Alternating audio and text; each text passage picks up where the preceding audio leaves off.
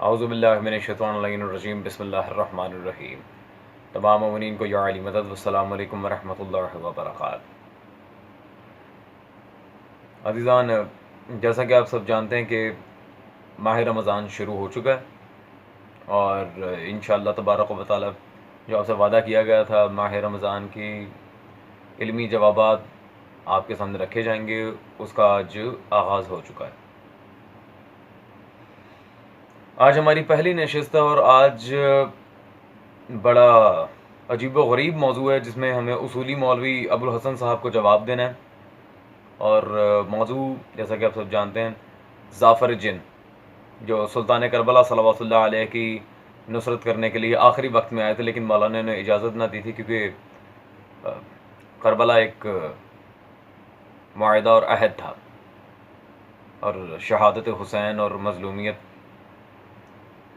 اس کے بہت سارے پہلو آگے نکلتے ہیں۔ خیر، مولوی صاحب نے یہ ثابت کر دیا کہ اصولی مسلک والے نہ صرف جاہل ہیں بلکہ ہٹ دھرم بھی ہیں، اور انتہائی افسوس کے ساتھ کہنا پڑتا ہے کہ یہ لوگ کربلا، نجف اور حوزہ علمیہ قم مقدسہ و مشہد، مراکز علوم تشیع میں جا کے کرتے کیا ہیں، جنہیں آج تک یہ ہی نہیں پتا کہ کربلا کے حقائق کا اس طرح مذاق اڑانا گناہ کبیرہ ہے۔ آپ لوگ اپنے حوزہ علمیہ میں جا کے کیا صرف کربلا کی حقیقتوں کا مذاق اڑانا ہی کسی سے کراتے ہیں، یا پھر اس کے علاوہ اور کوئی بات؟ خیر، تو چلتے ہیں جی حضرت کے بیان کی طرف، اور یہ دیکھتے ہیں کہ آیا انہوں نے کتنی اپنی طرف سے علمی بات کرنے کی سو کالڈ علمی کوشش کی ہے۔ پھر سارے معاملے کو آپ کے سامنے رکھ کے الحمدللہ حوالہ جات کی روح سے حقائق آشکار کیے جائیں گے۔ رہتے میں بھی سنتا رہتا مجلس پڑھ رہے ہیں جناب، زعفر جن، او جی اس کا پوتا تھا، وہ آ گیا جی ایک مولانا کے پاس، اس نے اس کو جی تحریر دی، اس تحریر میں سارا واقعہ کربلا لکھا ہوا تھا، او جی وہ سنا رہے ہیں جی، لوگ رو رہے ہیں 1 گھنٹہ۔ یہ کہاں پہ ہے زعفر جن؟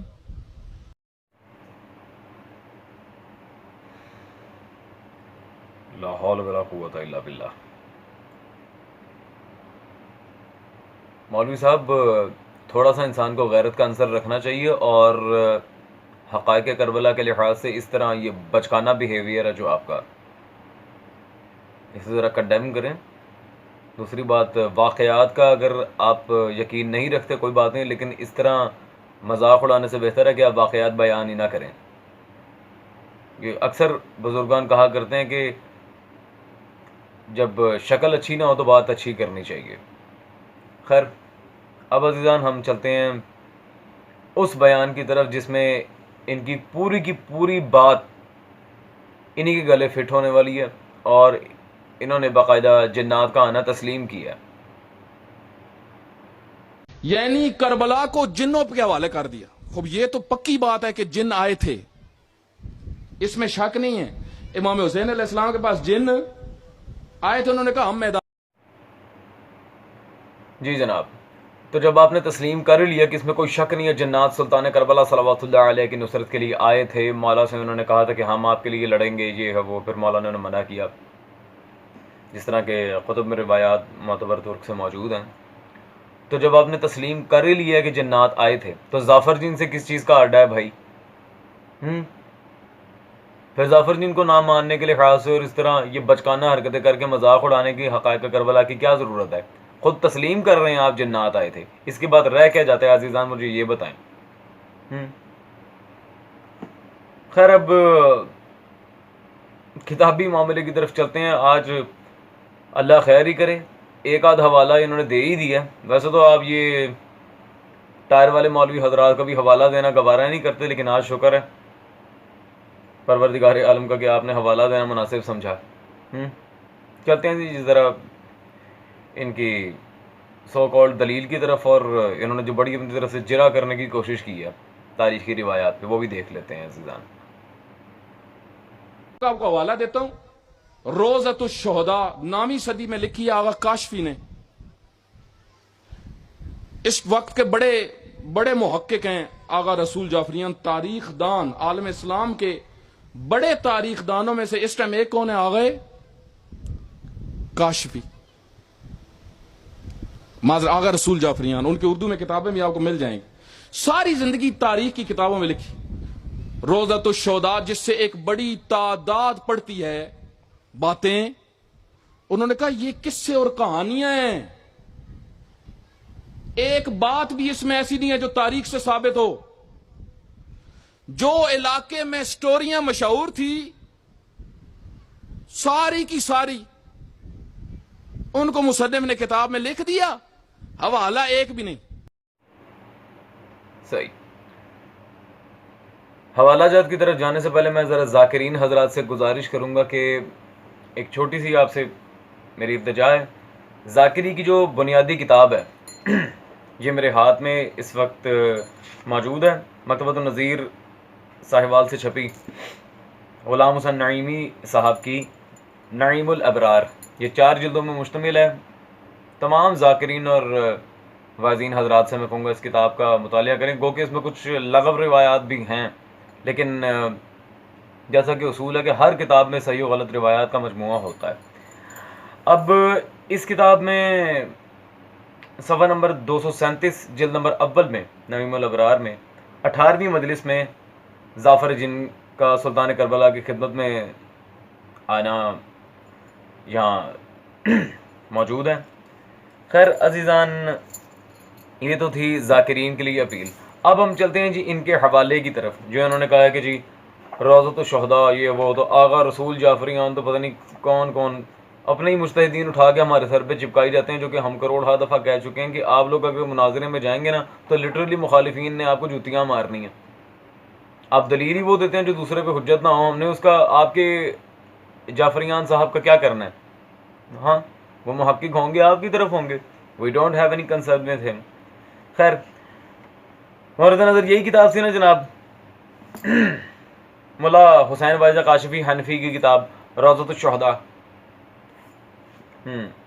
اب انہوں نے اس کتاب کے لحاظ سے عزیزان ایک بات کرنے کی کوشش کی ہے کہ اس میں ادھر ادھر سے سنا کے باتیں لکھی جاتی تھیں، اس میں کوئی حوالہ موجود نہیں تھا. آپ دیکھتے ہیں ان کی بات سچی ہے، ان کے رسول جعفریان سچ کہہ رہے ہیں، یا پھر علامہ واعظ کاشفی حنفی انہوں نے حوالہ جات باقاعدہ درج کیے تھے. اور شیعہ کتابوں سے الحمدللہ ظافر جن کے اسباب پہ میں دلائل دے کر جاؤں گا. یہ روضۃ الشہداء میں جناب جب کربلا کے واقعات کا ذکر کیا واعظ حسین کاشفی حنفی نے، صفحہ 670 یہاں پہ عزیزان آپ دیکھ سکتے ہیں. فی الوقت مجھے کچھ نمونے کے طور پہ دکھانا ہے روضۃ الشہداء میں جتنے حوالہ جات ہیں. 670 پہ پہلا حوالہ ٹاپ پہ ہے کنز الغرائب کا، نیچے اہل سنت کی مستند ترین کتاب ملا عبد الرحمن جامی کی شواہد النبوہ. اسی طرح عزیزان آگے چلتے ہیں 671 پہ جہاں ابن زیاد ملعون کا حشر لکھا ہے انہوں نے. یہاں پہلا حوالہ انہوں نے صاف دیا ہوا ہے جیسا کہ اپنا ظاہر ہے میرۃ الجنان، اور اس کے بالکل نیچے امام ترمذی نے اپنی سند کے ساتھ عمارہ بن عمرو سے نقل کرتے ہیں. یہ دیکھیں ذرا، جامعہ ترمذی کا مصنف امام ترمذی اس کا حوالہ دیا ہوا ہے جو کتب صحاح اہل سنت میں سے ایک ہیں، صحاح ستہ کی درجے کی کتابوں میں سے وہ حوالہ جات نقل کر رہے ہیں. اور حضرت کے بقول جی وہ جی حوالہ کوئی نہیں دیا، ادھر ادھر کی باتیں ماری ہیں، کاش زندگی میں آپ کے رسول جعفریان نے اور آپ نے روضۃ الشہداء کھول کے پڑھ لی ہوتی تو آج آپ کی اس جاہلانہ بیان کے جواب دینے کے لحاظ سے ہمیں اپنا وقت برباد نہ کرنا پڑتا. خیر عزیزان، یہ تو ان لوگوں کی جہالت جو میں آپ کے سامنے آئے دن آشکار کرتا ہوں. اور خدا کا نام ہے سر، کچھ اپنے حال پہ ہی رحم کھا لیں. عجیب و غریب قسم کی آپ کی باتیں ہیں، مشہور کر دیا، نامی صدی، یہ وہ. آپ پہلے خدا را جا کے کوئی اردو گرامر کی کتاب لیں، آپ کو نویں اور مشہور لفظ کا بھی صحیح معنی میں صحیح ترک سے تلفظ ہی نہیں آتا.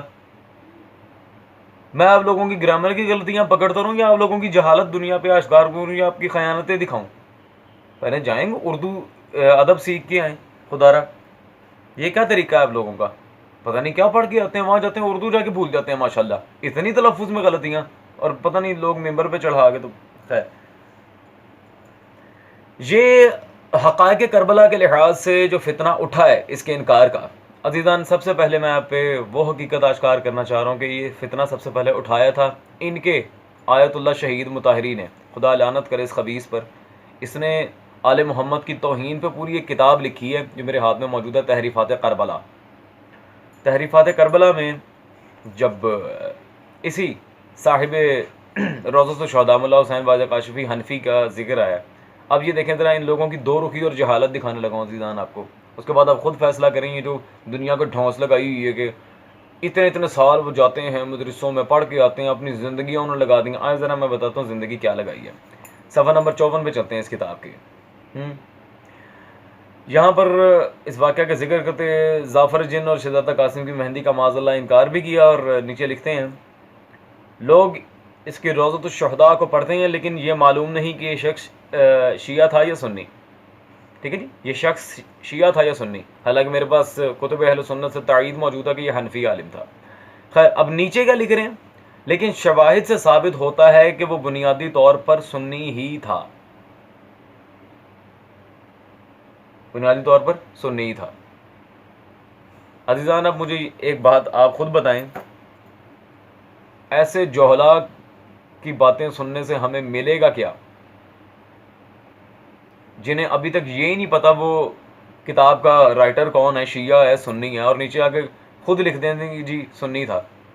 دو رخی، بیان میں تبدیلی، یہ جھوٹے کی بڑی خوبصورت نشانی ہوتی ہے، جو ضرب المثل مشہور ہے فارسی میں، دروغ گورا حافظہ نباشد۔ جھوٹے بندے کو اپنی بات یاد نہیں رہتی، کبھی کچھ کہتا ہے کبھی کچھ کہتا ہے، کبھی کہتا ہے متنازع شخصیت ہے، کبھی کہتا ہے نہیں جی وہ سنی تھا۔ انا للہ و انا الیہ راجعون، دین کا مذاق بنا کے رکھ دیا ان لوگوں نے۔ خیر عزیزان آگے چلتے ہیں اور یہ دیکھتے ہیں کہ آیا ظافر جن پہ دلالت کرنے والی روایات کس حد تک ہمارے پاس موجود ہے، اور باقاعدہ مجتہدین ہی کی کتب سے آج انشاءاللہ تبارک و تعالی میں ظافر جن پر روایات آپ کے سامنے کوٹ کروں گا۔ عزیزان حوالہ جات دکھانے سے پہلے میں ایک گزارش کرنا چاہوں گا کہ یہ تحریفات کربلا جو کتاب ہے، اس میں جو بکواسات آل محمد کے لحاظ سے کی گئی ہیں ان کے باب مرتضی مطہری کے قلم سے، اس کا اس سے پہلے ہی، کیونکہ سلسلہ اس نے تو خیر بعد میں دوبارہ شروع کیا، تجدید کی، اس سے پہلے یہ سلسلہ شروع ہو چکا تھا آل محمد کے حقائق کا اور کربلا کی حقانیت کا انکار کرنا۔ ایسے مولوی اور بالخصوص یہ اصولی مجتہدین کے لحاظ سے، کیونکہ ہم تو اخباری سیکشن سے بلونگ کرتے ہیں، ایسوں کو فقیہ اہل بیت جناب آقا دربندی رضوان اللہ تعالی علیہ نے منہ توڑ جواب دیا اپنی کتاب مقتل دربندی میں۔ میں دکھانا چاہ رہا ہوں، یہ چھپی بھی اصولی حضرات کی ادارہ منہاج صالحین سے ہے، یہ میرے ہاتھ میں مقتل دربندی۔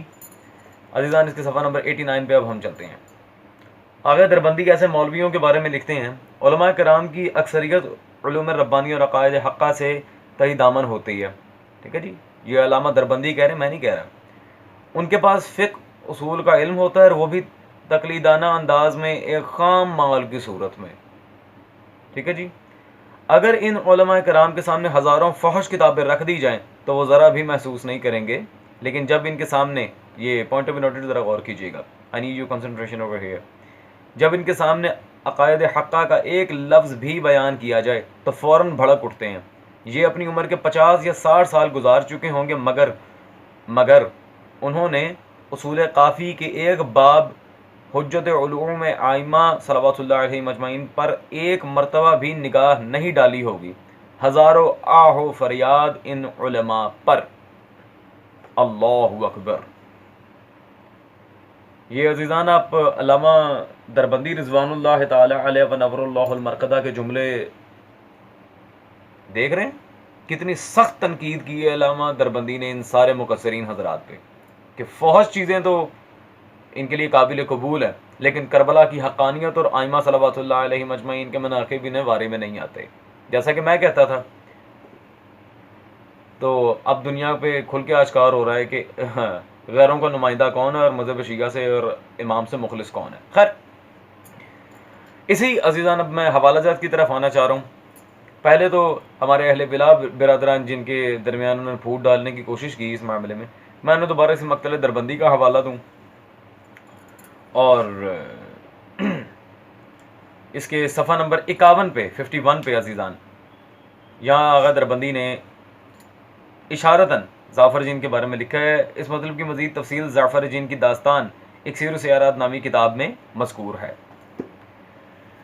اب یہاں پر عزیزان یہ لوگ ایک ڈرامہ کریں گے کہ نہیں جی یہ مقتل دربندی میں ترجمہ کرنے والے نے اپنی طرف سے لائن کی ایڈیشن کر دی ہوگی. اچھا جی عربی کتاب میں نہیں ہے تو یہ تو وہ، اور اگر میں عربی کتاب سے ہی دکھا دوں پھر چلے.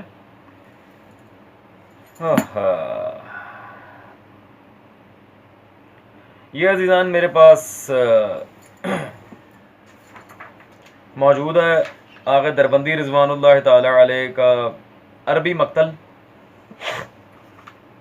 ایک سیر العبادات فی اسرار الشہادات.